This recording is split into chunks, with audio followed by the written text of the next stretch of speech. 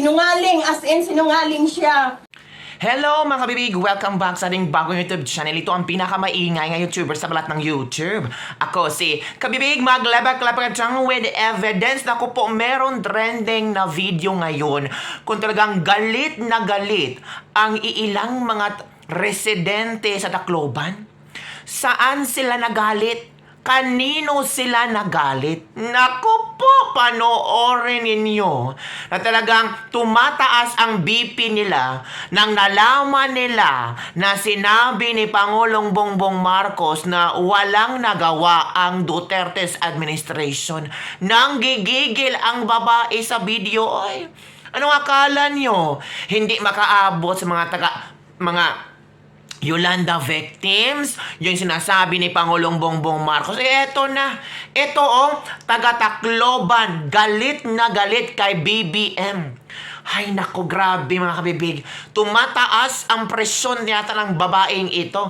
Well, in fact naman, may karapatan silang magalit. It's because sila yung nakaranas ng bagyong Yolanda. At sila rin nakaranas kung sino yung totoong tao na tumulong sa kanila. Hindi lang pumunta doon, nagpa-picture taking, manggagamit ng ilang politiko para mababango ang pangalan. Totoong taong tumulong doon. Si Basti nga, nakita yun sa picture. O eto na ang video na kung saan, nako, galit na galit si ate. O, watch this video. Ang masasabi niyo po doon sa sinasabi ni BBM na wala daw na itulong si Pangulong Duterte sa mga biktima ng Yolanda? Napakasinungaling po. Sinungaling, as in sinungaling siya. Kasi alam na mga taong bahay at taong Tacloban na si Duterte ang may tulong sa kanila. Ito, katulad dito sa pamamahay po. Katulad dito.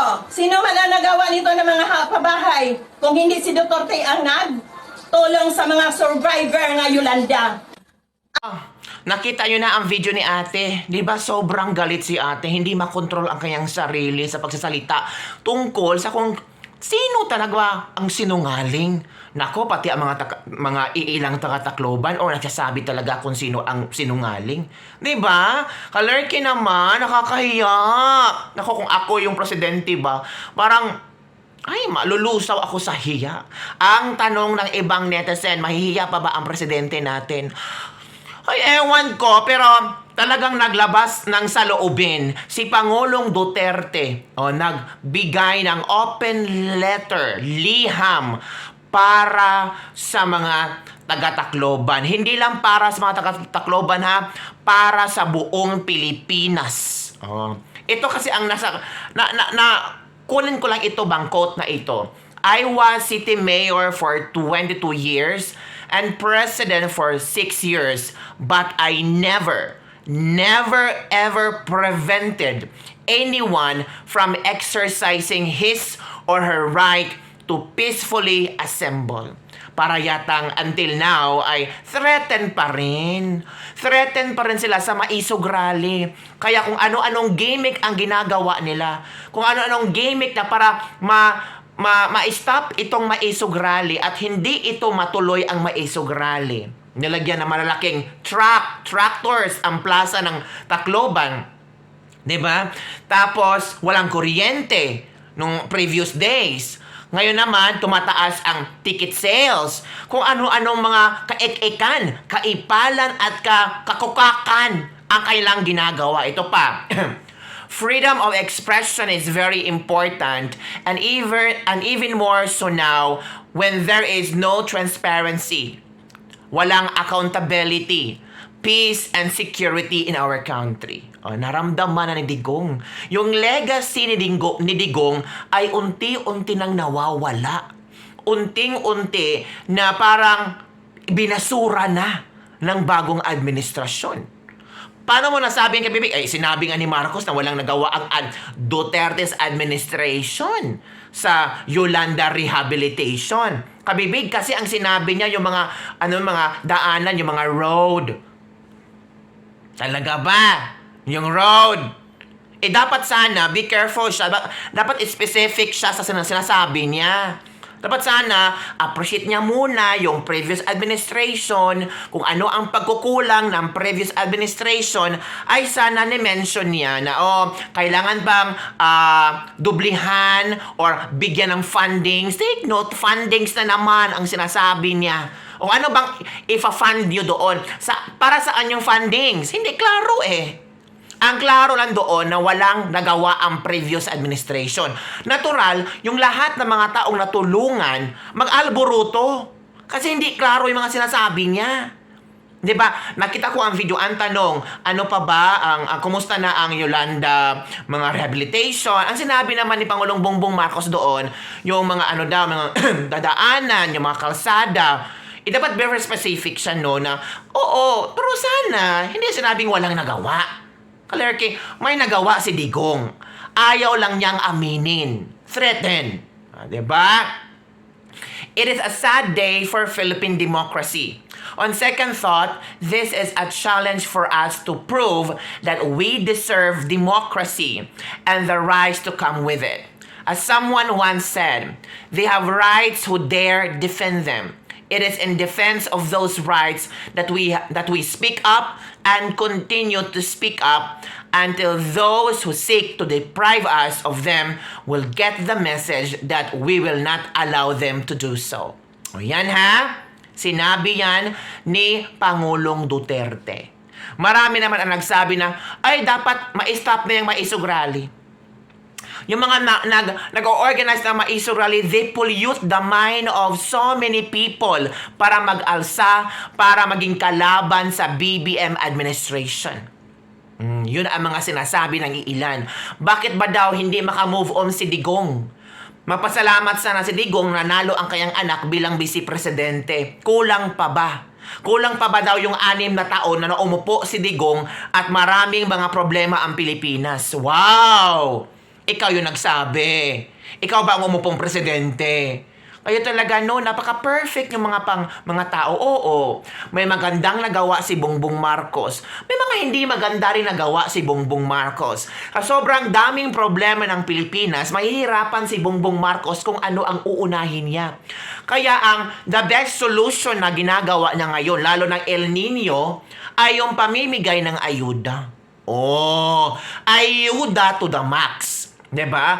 At ang una niyang binigyan ng ayuda, yung mga farmers natin, particularly sa taga Mindanao, sa Tawi-Tawi. Sobrang layo, no? 'Di ba? So wala tayong magagawa. Yun ang kailangang strategy. Di ba sabi ni Larry Gadon, haka-haka lang yung kahirapan, pero bakit sila namimigay ng ayuda? Kung haka-haka ang kahirapan, kaya nawiwindang ako sa mga statement nila, sino ba talaga ang totoong nagsasabi? Ano ba talaga ang katotohanan? Kasi ang mga tao ngayon, gulong-gulo na sa mga statements nila. Sometimes, sabi ng mga tao, bahala na si Batman. Basta kami, ang gusto namin mabuhay, makakain ng 3 beses sa isang araw. Yung iba nga, sinasabi pa, kung totoong naghihirap ang mga tao, bakit punta sila ng punta sa mall? Sa Starbucks daw. Bawal na bang mag-Starbucks kasi mahirap ka? Bawal na bang pumunta sa mall kasi mahirap ka? Gano'n na ba ang mind conditioning ng mga tao ngayon? Pag mahirap ka, bawal ka sa mga pang mayaman na lugar? Bawal kang magpa-aircon? Ay nako, kaya nga, yung iba happy na happy sa ayuda. Well, dapat lang naman ay accept natin ang ayuda kasi pera din natin yan. Kung personal money pa yan ni BBM, parang mahihiya tayo. Pero hindi naman pera nila eh. Hindi personal money yan ni Tambalos-Los, ni BBM at kung sino pang mga congressman na pumunta sa Tawi-Tawi at mamimigay ng ayuda. Dapat mag-happy tayo. Kasi pera natin yan. Hindi yan pera natin presidente. Hindi yan pera ng isang mga congressman. Hindi na pera yan. At buti na lang nakaisip sila na mamigay sila mamudmud sila ng ayuda. Pero ang tanong, magkano ba ang ayuda? 10,000 pesos, ilang buwan? Ay ewan kung ilang buwan ba yan, baka yung iba sinaping na. Diba?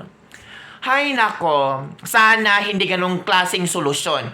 Tama nga si Pangulong Duterte. Accountability, mahirap. Wala nang unity. Unity no more. Bakit napansin ng ibang mga netizen? Yung pamimigay ayuda ni Bongbong Marcos, hindi man lang sinama si VP Sara Duterte. Pati sa mga tarpaulin, walang pagmumukha ni VP Sara Duterte. Sino ba nandun? Natural si Tambaloslos. Yung pagmumukha ni Tambaloslos at ibang mga kongresista ang nandoon. Kung talagang may unity, bakit hindi man lang inimbitahan si VP Sara Duterte sa pamimigay ng ayuda? 'Di ba? Kasi ayaw nila. Ayaw nila na, ang tawag dito, ang tawag dito ba, matabunan sila ni VP Sara Duterte. I'm sure naman, agaw eksena talaga si VP Sara Duterte kung isasama nila. So para hindi sila maagawan ng eksena, ay dapat walang Sara Duterte doon. Dapat tayo lang ang makilala na maraming taga-tawi-tawi at yung mga mabibigyan ng ayuda, na tayo lamang ang may malasakit sa mga tao. Yun ang gusto nilang iparamdam. Kokak talaga yung mga kadramahan nyo. Kumita na yung mga acting nyo. Mga ilang tao nang nabudol dyan sa acting nyo. 'Di ba? At parang hindi na yan effective pala sa panahon ngayon. Kasi mautak na ang mga tao. Oo. Alam na nila kung sino ang totoo at kung sino ang garapalang paepalan sa panahon ngayon. So, yun na lang mga kabibig aking latest lebak-lebak for the day. Don't forget to like, subscribe, and share this video. Bye, everyone! See you next time! Bye!